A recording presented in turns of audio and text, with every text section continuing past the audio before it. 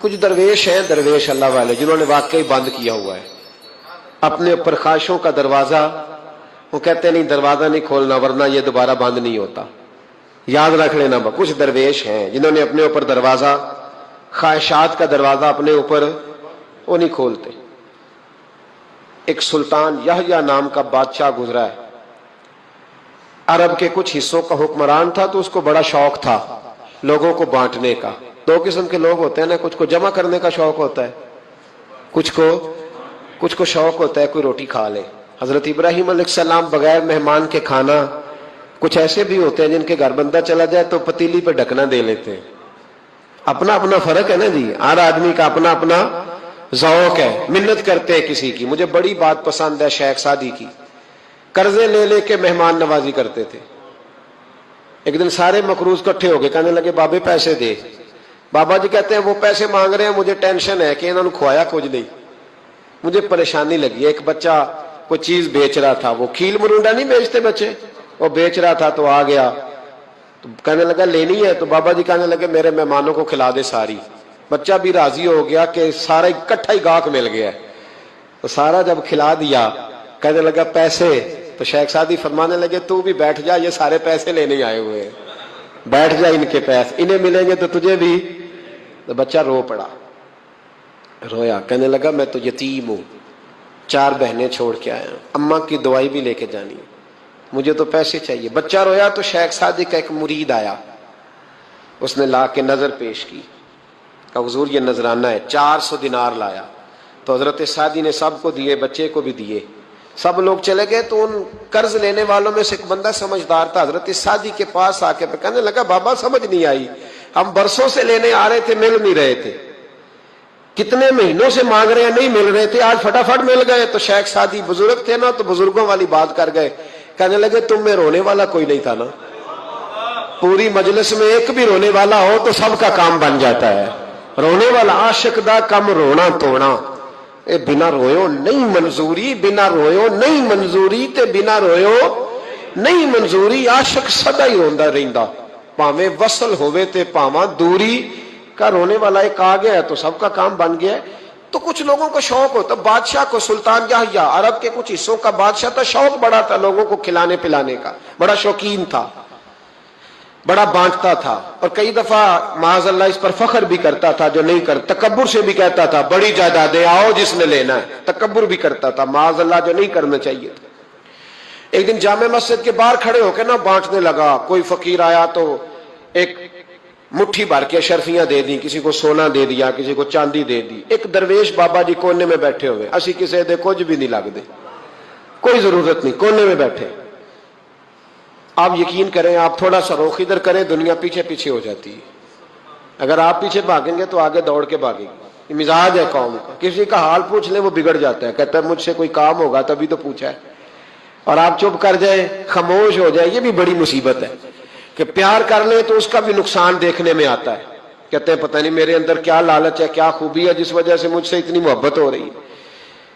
وہ بابا جی کونے میں توجہ ہی نہیں کی. جب توجہ نہ کی تو سلطان کی توجہ خود بخود ہو گئی.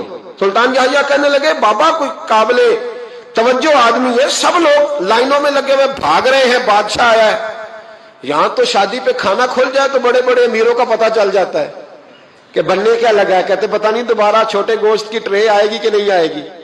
اور اتنا سارا رکھ لیتے ہیں کہ علمان والحفیظ، بڑے بڑے امیروں کے پول کھل جاتے ہیں، پتہ چلتا ہے کتنے تگڑے امیر ہیں. تو جب اس نے کہا شرفیاں، سونے، ہیرے، جواہرات، تو جو نہیں تھے فقیر وہ بھی لائنوں میں لگ گئے. لیکن وہ فقیر پھٹے پرانے کپڑے، سانو تخت ہزارے دی لوڑ کیے، نالے کی لگے شہر بمبول دے نال، اسی اپنی بال کے سیکنے، سانو کی لگے کسی اور دے نال. اور اقبال نے اس کی تشریح کی. اقبال کہنے لگے ہوا گو تند و تیز ہے لیکن چراغ اپنا جلا رہا ہے. ہوا گو تند و تیز ہے، تیز ہوا میں چراغ نہیں جلتے. ہوا گو تند و تیز ہے لیکن چراغ اپنا جلا رہا ہے. وہ مرد درویش حق نے جس کو عطا کیے ہیں انداز خوش روانہ، فرماتے ہیں جسے اللہ نے بے نیازی دے دی، لالچ سے دور کر لیا، وہ کسی کی پرواہ، وہ اپنا چراغ جلاتا ہے. اپنی مٹی پہ چلنے کا سلیقہ سیکھو. سنگ مرمر پہ چلو گے تو پھسل جاؤ گے، وہ بابا بیٹھا ہے تو بادشاہ کہنے لگا اسے بھی بلاؤ. بابے کو بلایا, کہنے لگا تجھے کچھ نہیں چاہیے؟ بابا کہنے لگا چاہیے تو بڑا کچھ, پر تجھ سے نہیں چاہیے. کہا کس سے چاہیے؟ فرمایا اس سے چاہیے جو دے کے حساب نہیں پوچھتا, بغیر حساب دیتا ہے, اس سے چاہیے. کہنے لگا نہیں, دروازہ کھلا ہے, تو بھی لے لے. بابا کہنے لگا میں لے تو لوں پر تو دے کچھ نہیں نہ سکتا. بادشاہ کو غصہ آیا, اکڑ تھی, تکبر تھا. کہنے لگا تو کیوں نہیں میں دے سکتا, تو سوال کر. تو بابے نے ساتھ والے فقیر سے لکڑی کا کالا پیالہ پکڑا, ہوتے نا فقیروں کے پاس مانگ, لکڑی کا کالا پیالہ, تو کہا لو دے دو کچھ. اس نے فوری طور پر سونے کی اشرفیاں مٹھی بھری اور لکڑی کے پیالے میں ڈالی. اب جب پیالے میں ڈالی تو کڑ کڑ کی آواز تو آئی, پر پتہ نہیں وہ کدھر گئی ساری اشرفیاں. دوسری مٹھی ڈالی تو پھر کڑ کڑ کی آواز آئی, پر اشرفیاں کدھر گئی کوئی پتہ نہیں چلا. تیسری, چوتھی, پانچویں, بابے کا پیالہ خالی کا خالی. 2 دفعہ بھی, 4 دفعہ بھی. یہ بادشاہ لوگ ضدی ہوتے ہیں, مانتے نہیں جلدی, کیونکہ انہیں کسی نے بتا دیا ہوتا ہے نا سارا کچھ تم ہی ہو, اڑ جاتے. ہاں جو جس منصب پہ بھی بادشاہ ہوتا ہے اڑ جاتا ہے. اس نے کہا میں بھی ضدی ہوں, پیالہ بھر کے چھوڑنا ہے.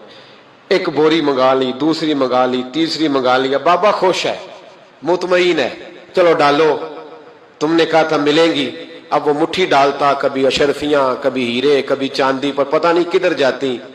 بالآخر آہستہ آہستہ بیک ہونے لگ گیا.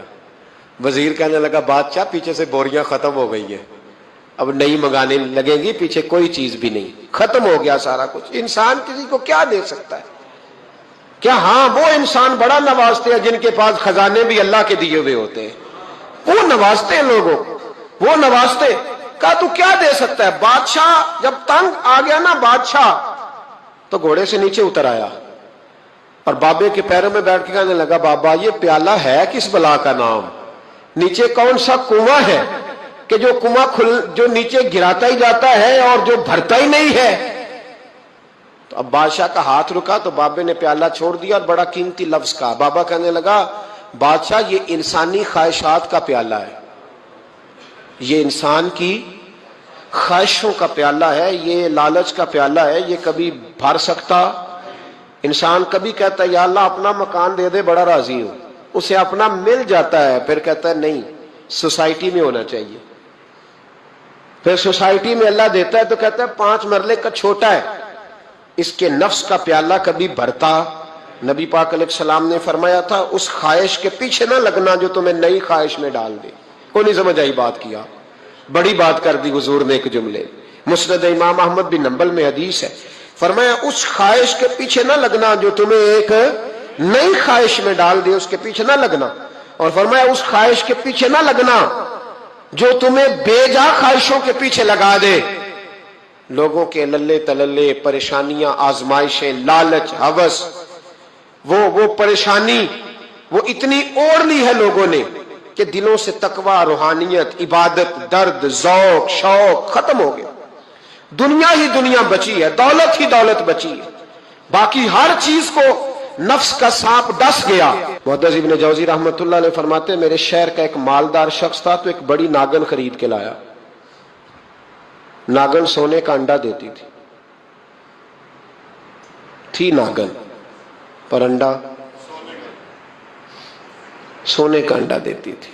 اس کے بال بچوں نے بھی, ایک ہی بیٹا تھا, بیوی تھی, انہوں نے کہا ابا یہ ناگن ہے, اس کا کام دسنا ہے, تو خیال کر. کیا کہا تھا حضرت سلطان بہو نے, کھارے کھو کدی مٹھے نہیں تھیندے, پاویں سہ منا گڑ پائیے تے سپاں دے پت کدی میتھ نہیں تیندے, پاویں چولیاں دودھ پیائیے, اس کی فطرت میں ڈسنا ہے. تو یہ ڈسے گی, بات ختم ہو گئی. کہا نہیں, سونے کا انڈا دیتی ہے. رکھ لیا گھر میں. بکری رکھی ہوئی تھی, پالتو بکری. بکری کو ناگن نے ڈس لیا, بکری تڑپ کے مر گئی. بیوی اور بیٹا کہنے لگے خیال کر, بکری کو ڈس لیا نا اس نے کہا بکری کتنے کی؟ کہا 6 دینار کی. سونے کا انڈا کتنے کا؟ کہا 50,000 دینار کا. تو کہنے لگا چھوڑو, انڈا تو مل رہا ہے نا, اگرچہ ناگن ہے, انڈا تو آ رہا ہے نا. کچھ دنوں کے بعد گھر میں گھوڑا رکھا تھا, گھوڑے کو ڈس لیا, تڑپ کے مرا گھوڑا. اس کو پھر سمجھایا بیوی اور بیٹے نے کہ بس کر دے, یہ ناگن ہے, یہ ڈسے گی. اس نے کہا گھوڑا کتنے کا؟ کہا 20 دینار کا. تو انڈا کتنے کا؟ 50,000 दिनार का तो छोड़ो, घोड़ा मरने तो नया ले आएंगे। अल्लाह अकबर। एक नौकर घर में रखा था जानवरों को चारा डालने को। अचानक उसने चारा जो उठाया तो अंदर वो नागन बैठी थी। उसने हाथ पे डसा, गरीब ने चीखें मारी, चीखें, पर गरीबों की चीखें लोगों को सुनाई नहीं ना देती। गरीबों की चीखें लोग दरवाजे बंद कर लेते। लोगों ने इसलिए काले शीशे लगाए हैं कारों को कि गरीबों की चीखें ना दिखाई दे ना सुनाई दे। नागन ने डसा, चीखने लगा नौकर, लेकिन गरीब का खून भी सस्ता होता है ना, उसका सारा वजूद जहर से फट गया। लेकिन मालिक को तरस ना आया, कहने लगा नया मुलाजम आ जाएगा। अब बीवी और बेटे ने पैरों में बैठ के समझाया कि बस कर दे, इसको छोड़ दे कहीं या मार डाल, ये नागन है। उसने कहा पागल हो गए हो, कभी सोने का अंडा देखा है? सोने का अंडा देती है। वक्त गुजरने लगा, चंद महीने सुकून के गुजरे, लोग बात भूल गए। एक दिन सवेरे सवेरे कमरे से मां के रोने की आवाज आई, और जब अम्मा चीखी, खामन दौड़ा तो कहने लगी ले तेरे सोने के अंडे बच गए। और वो देख मेरे बेटे को डस के बिस्तर से उतर गई है। वो देख मेरा इकलौता बेटा। अभी बेटे को उठा के तबीब के पास ले जाने ही लगे थे, वो अपने घर के दरवाजे तक पहुंचा था कि जनाब इजराइल पहले तशरीफ ले आए। अब जब वापस आया, बेटे का जनाजा बड़ा मुश्किल है बाप के लिए उठाना, बड़ा मुश्किल है, बड़ा मुश्किल। रोने लगा, चीखने लगा। एक बेटा वो भी पर्दा कर गया। जनाजा उठा, लोग उसको दफन करने के लिए निकले तो मां ने भी सारा सामान समेटा। मां ने भी वापस आके कहने लगा तू कहां जा रही है? कहने लगी इस वेड़े में, इस सहन में मेरे बेटे की मौत हुई। यहां सोने के अंडे बचे पर मेरा बेटा नहीं बचा। मैंने उस आंगन को क्या करना है जिसमें सोना तो पड़ा हो पर बेटा मां पुकारने वाला हो ही कोई ना। मेरी तो सारी आरज़ुएं उजड़ गई, तेरे लालच ने हर चीज तबाह कर दी। कहने लगा मैं इसे मार डालूंगा, निकाल दूंगा। कब क्या फायदा, तो खत्म हो गई बात। बेकदरा कुछ कदर न जाती, कीती खूब तसल्ली हूं, दुनियादार पुजारी जर दे, कुत्ते दे गल टल्ली हूं, अब क्या फायदा। बीबी निकली तो शख्स चौक में आया, डंडा लिया, नागन को मारा। और इब्न जौजी फरमाते हैं वो पागलों की जिंदगी बसर करता था। उसके दाएं बाएं सोने के अंडों का ढेर लगा होता था। वो लोगों को कहा करता था मेरे जैसे लालची न बनना, मेरे पास ना बीवी बची, ना बच्चे बचे, ना घर बचा, ना कोई वफादार बचा। हाँ मेरे पास दौलत बच गई।